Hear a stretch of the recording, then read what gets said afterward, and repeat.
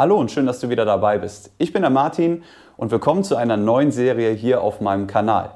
Tennistraining Caris Medical. Womit befasst sich das? Nämlich mit tennisspezifischen Sportverletzungen. Und da habe ich mir heute Verstärkung ins Boot geholt, nämlich den Uwe Schmitz. Uwe Schmitz ist Physiotherapeut hier in Geismar und heute geht es um das Thema Tennisarm.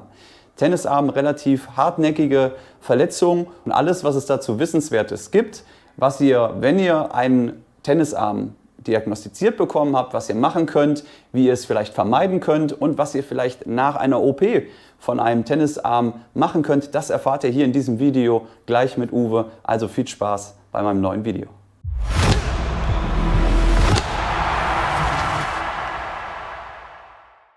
So, wir sind hier beim Uwe Schmitz. Uwe ist langjähriger Physiotherapeut und betreut mich natürlich auch schon eine ganze Weile mit meinen Halswirbelproblemen. Wir haben uns kennengelernt, da hatte ich einen Bandscheibenvorfall und Uwe unterstützt mich seit einigen Jahren und da bin ich auch sehr froh drüber. Und Uwe, vielleicht stellst du dich einfach mal vor. Ja, hast ja schon gesagt, Uwe Schmitz ist mein Name. Ich bin Physiotherapeut in Frankenberg, Geismar. Und Martin habe ich leider kennengelernt durch Schmerzen, die er hat an der Halswirbelsäule. Andere Weg wäre besser gewesen. Und er hat mich jetzt gebeten, ein bisschen was zu erzählen zu dem Thema Tennisarm, genau. Heute soll es um das Thema Tennisarm gehen. Und ja, ich werde häufig als Trainer gefragt, kommt immer mal wieder jemand zu mir und sagt, ihr Martin, ich habe Schmerzen im Arm, dann zeigt er wieder 1, 2 Stellen an. Und dann muss ich sagen, bin ich auch immer relativ hilflos. Klar, Tennisarm sagt mir was, mir sagt aber auch Golferarm was und das müssen wir jetzt alles mal so ein bisschen auseinanderfriemeln. Und dafür habe ich mir natürlich hier fachkundige Unterstützung gesucht mit dem Uwe. Uwe, vielleicht kannst du mal sagen, wie sieht denn ein typisches Krankheitsbild bei einem Tennisarm aus? Ja, das kann man schon beschreiben. Also wir kriegen des Öfteren mal Verordnungen von Ärzten, da steht dann Tennisarm drauf, Epikondylitis lateralis. Aber das Lateinische lassen wir einfach mal weg, ist einfach so zu verstehen. Ja. Das sind Patienten, die kommen zu mir und haben Schmerzen am Ellbogen. Entweder hier außen oder da innen. Ja. Meistens ist es außen und dann sprechen die Ärzte und die Therapeuten von einem klassischen Tennisarm. Der Tennisarm ist ziemlich ungemütlich, der macht ganz schön Schmerzen, die bis in den Oberarm ziehen können, die bis in die Schulter hineinziehen können. Danach weiß man, was ein richtiger Schmerz im Arm bedeutet und man kann auch keinen Sport mehr durchführen oder auch der Arbeit nicht mehr nachgehen. Zum Tennisarm, zu dem Begriff Tennisarm muss ich was sagen. Der Tennisarm an sich, das war vor langer Zeit. Da haben das meistens Tennisspieler gehabt, als sie noch mit dem Holzschläger gespielt haben. Und mittlerweile ist es aber so, der Tennisspieler an sich ist sehr gut trainiert mittlerweile. Dem passiert es seltener, so ungefähr 5% aller Fälle sind von Tennisspielern oder bei Tennisspielern der Fall. Die meisten, aber es muss nicht immer nur beim Tennisspielen auftreten, ne? Nein, auf gar keinen Fall. Also Tennisarm hat erstmal nicht unbedingt was mit Tennisspielen zu tun. Woher kommt denn der Begriff? Warum sagt man dann Tennisarm? Weil es tatsächlich früher die Tennisspieler waren, die es in der Hauptsache betroffen haben. Okay. Denn heute ist etwas Neues hinzugekommen, das Spielen mit der Maus am PC. Ah ja, okay. Das sind die meisten Fälle tatsächlich. Ja? Das sind die Menschen, die viel am Computer sitzen, die mit der Maus viel arbeiten müssen. Bei oft einer falschen Sitzhaltung, muss man dabei sagen. Aber tatsächlich daher kommt es. Auch der Handwerker ist betroffen. Ja? Heute haben wir zwar Akkuschrauber, aber es gibt immer noch die den guten alten Schraubendreher nehmen. Ja. Und diese Bewegung, die ich jetzt hier mal so ein bisschen zeige, ist eine von denen, wenn man sie oft wiederholt, dass es dann zu einer Überreizung der Sehnen kommt. Okay. Und das ist in erster Linie beim Tennisarm auf der Außenseite oder ist es auf der Innenseite? Denn es gibt ja auch noch einen Golferarm.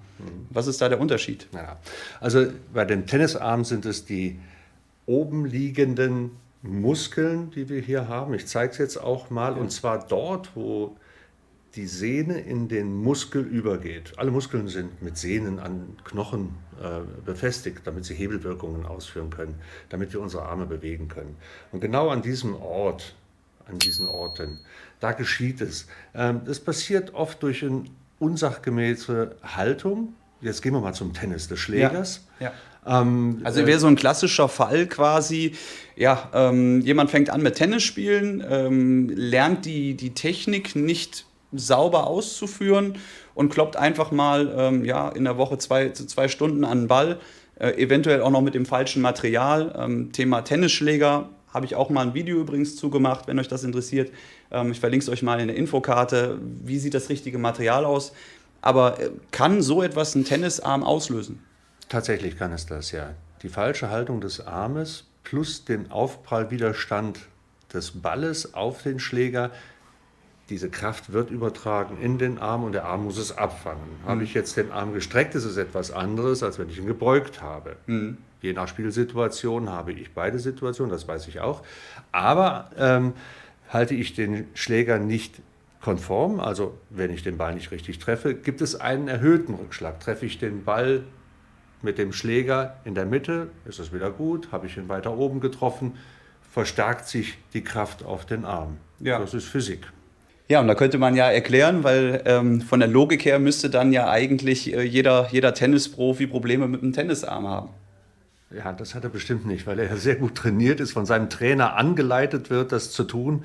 Und dann ist das Risiko minimal. Also Freiburger Studien haben ergeben, dass Tennisspieler, die mehr als 3 Stunden am Tag Tennis spielen, am häufigsten betroffen sind. Ja? Aber den Profi können wir, glaube ich, außen vor nehmen. Man hört es immer seltener. Die können es einfach, die wissen, wie sie zuschlagen müssen. Ja. Also könnte ja ohne jetzt Werbung für Tennistrainer machen zu wollen, aber es könnte ja dann durchaus eine präventive Maßnahme sein, Trainerstunden zu nehmen, wenn man mit Tennis eben anfängt. Absolut. Absolut, weil der Trainer von außen beurteilen kann, wie die Schlägerführung ist, wie die Bewegungsabläufe sind. Die beste Prophylaxe. Ja. Jetzt habe ich die blöde Diagnose Tennisarm bekommen und jetzt stellt sich für mich die Frage, ist manchmal eben halt eine OP auch die einzige Möglichkeit, eben da eine Heilungschance zu erreichen?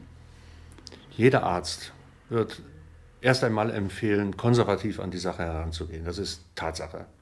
Eine Operation ist immer das letzte Mittel, was man ergreifen kann.